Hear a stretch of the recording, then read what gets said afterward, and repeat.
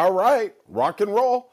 Welcome to the Scorched Earth Political Podcast. I'm your host, John, back from a long-deserved vacation, and I appreciate it. We welcome all, friend and foe, sinner and saint.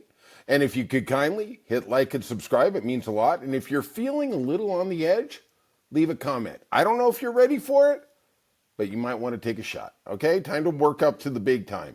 We are here giving unabridged, honest look at the day's political news. Of course, it's from the liberal perspective. We're taking no prisoners, telling no lies, and let's burn it all down and let's get going. I want to say that yesterday I wasn't around, and I had a really, really amazing day.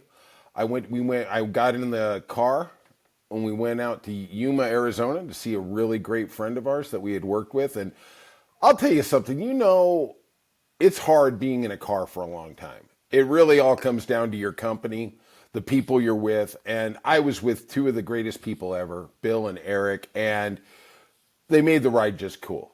We got out there, we saw our friend Doug in Arizona. We were by a lake, we were in a river bar, and, they had a couple beers. We all sat down, just shot the bull. And of course they have to have a couple beers because they've been in the car with me listening to my ramblings for 4 hours, right? I'm pretty impressed that they didn't start shooting IV drugs, right? Just to kind of get the stench out.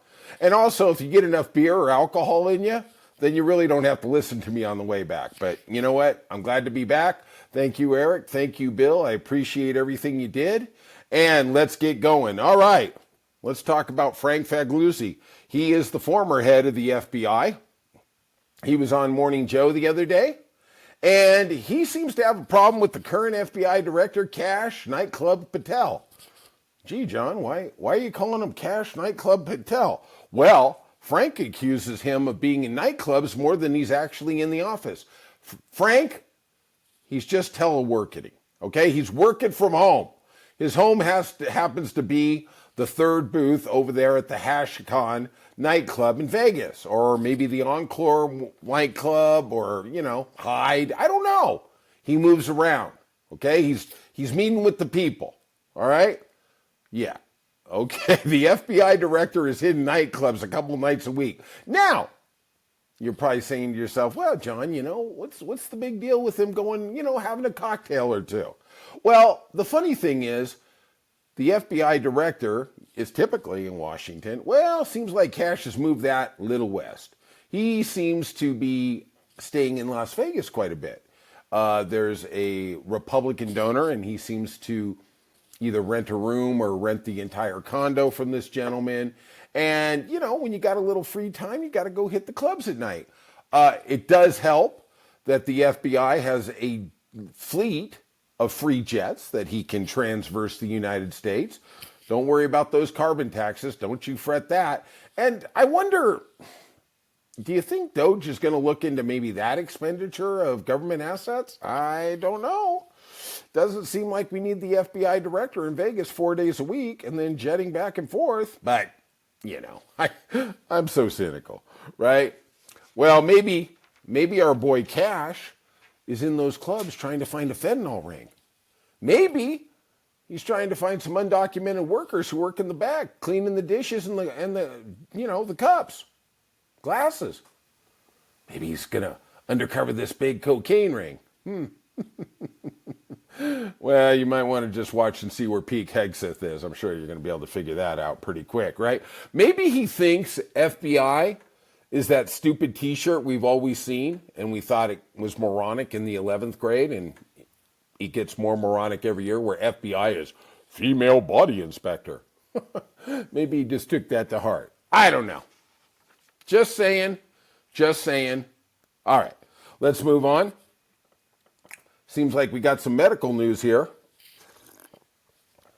Seems like more U.S. children have died already this year from the flu than at any time since the swine flu was prevalent 15 years ago. Remember the bird flu? 2010, 2011 under Obama. There's been 216 pediatric deaths reported by the Center for Disease Control and Prevention. They eclipsed the 207 reported last year. Now, let's be honest. I'm not sure the numbers we're getting right now are actually accurate. I personally think they're a little underreported, but I don't have proof of it. So I'm not gonna say it's an unequivocal fact, but there is an incentive inside Health and Human Services to kind of maybe tamp down the numbers. And we've heard this before, these allegations, under different administrations. We heard it, Obama, we heard, no proof, that Obama did that with the swine flu. We heard that Trump did it with COVID. Okay.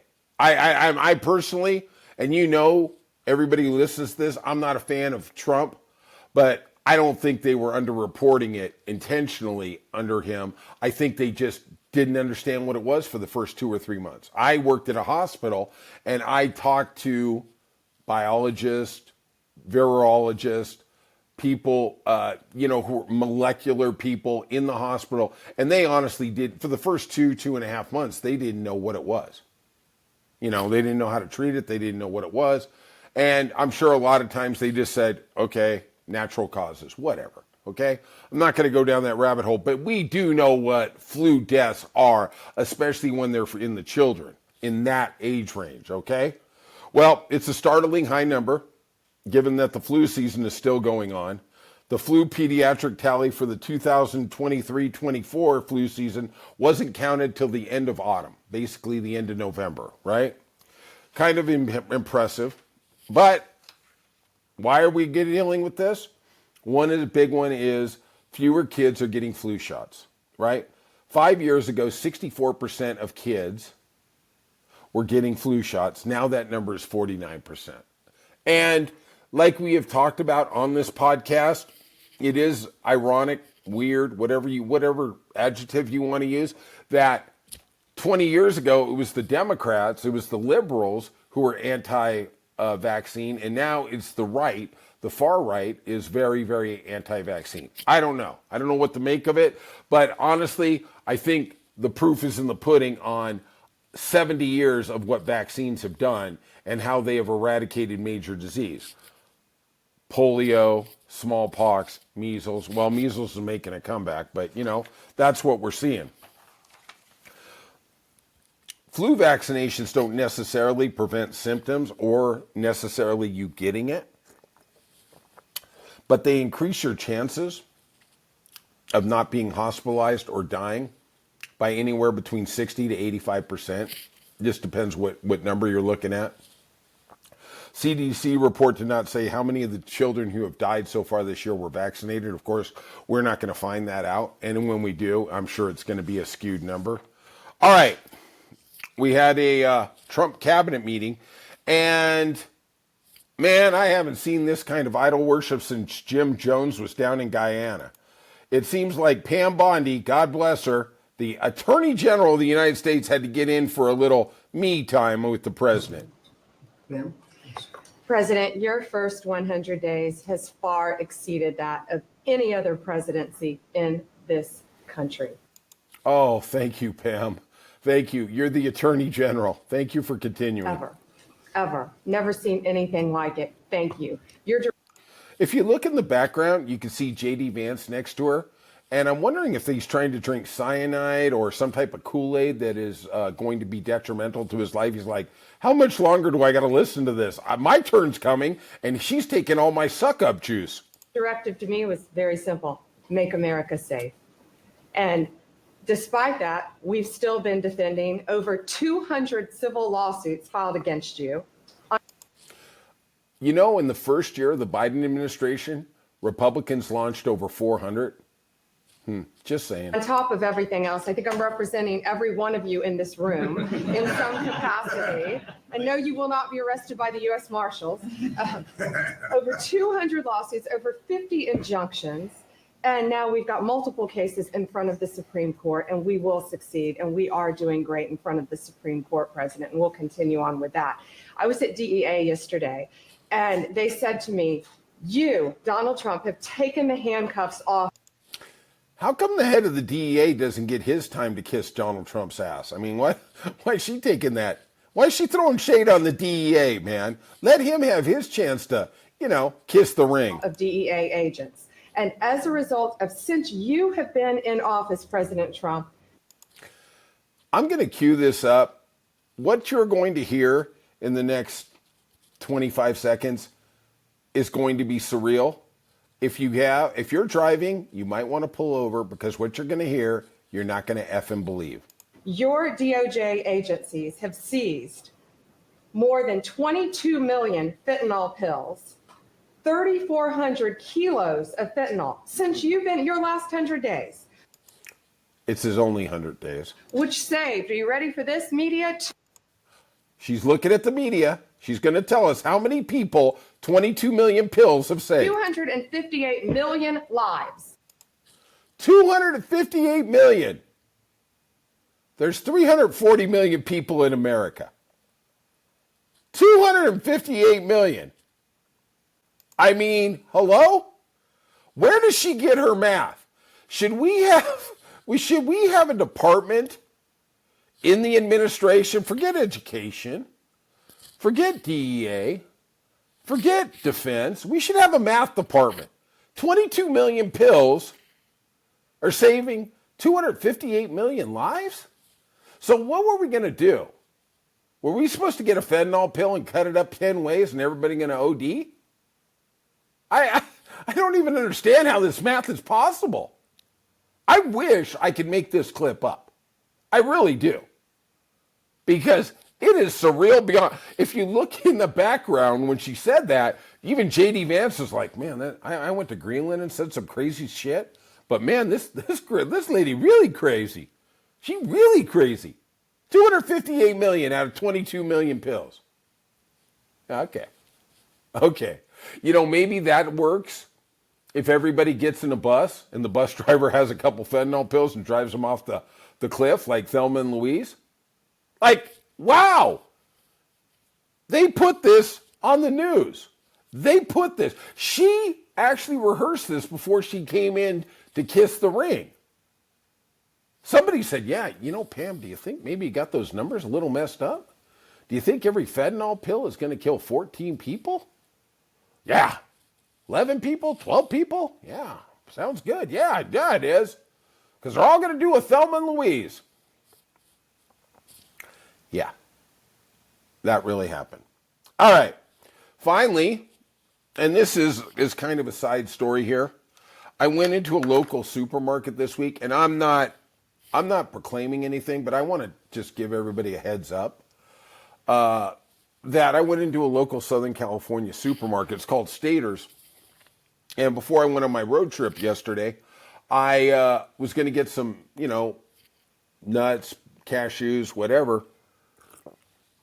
And I went into the store, to the nut section, and literally half of their selection was gone. It was just empty shelves.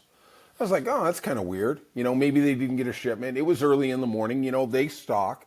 I'm not saying this is definitive what I'm going to tell you, but I was kind of surprised because usually Stater Brothers is pretty on it. When they open the store, usually the shelves are really nice. They're lean, they're filled, whatever. And so I was kind of taken back by it, but I thought, they probably just haven't got to stock this section. And I started going up and down the aisles, and in most of the aisles, there was 2 or 3 little different sections that had like empty pockets in them. I'm not saying this looked like 2020, where it would look like all the stores look like Beirut. If you saw toilet paper, you didn't care about the price. You were literally running over there like you were an Olympic athlete trying to grab it. But I was starting to notice a couple little pockets. Now, I don't know where the origin was, and I asked somebody from Stater Brothers. I said, what's going on with all these empty pockets? And they said, oh, we just haven't got the shipments yet. Okay, maybe that's it. Maybe it isn't tariff-related. I don't know. I have no clue what that is. But we're going to follow this story as we move on. It did seem kind of odd to me. Well, we do have reporting from the Daily Beast that 2 Trump administration officials and a Trump aide, personal aide, tell Rolling Stone, sorry, Daily Beast was the story before. Hey, sorry, I'm a pretty face, okay? I can't get everything right. Tell Rolling Stone that he'd done some stockpiling of their own in recent weeks or months, and that they know others working in Republican politics and inside the White House who are doing the same. One of the Trump officials say they already run to Target to buy bulk toilet paper. Yeah, that's going to go well if we have another shortage of that. Some types of foods and other household supplies. When asked why they're doing this, the Trump aide told Rolling Stone, he said, we're doing this and stashing cash because it would be stupid not to. All right. I guess, you can't steal rolls just out of the White House. Hey, that's what you're supposed to do. Go there, do your business, and take a roll for yourself. One for me, one for the White House, okay? All right, that's it from Scorched Earth. Like I said, if you could, hit the like and subscribe button. It means a lot to us. And we will see you soon on Scorched Earth.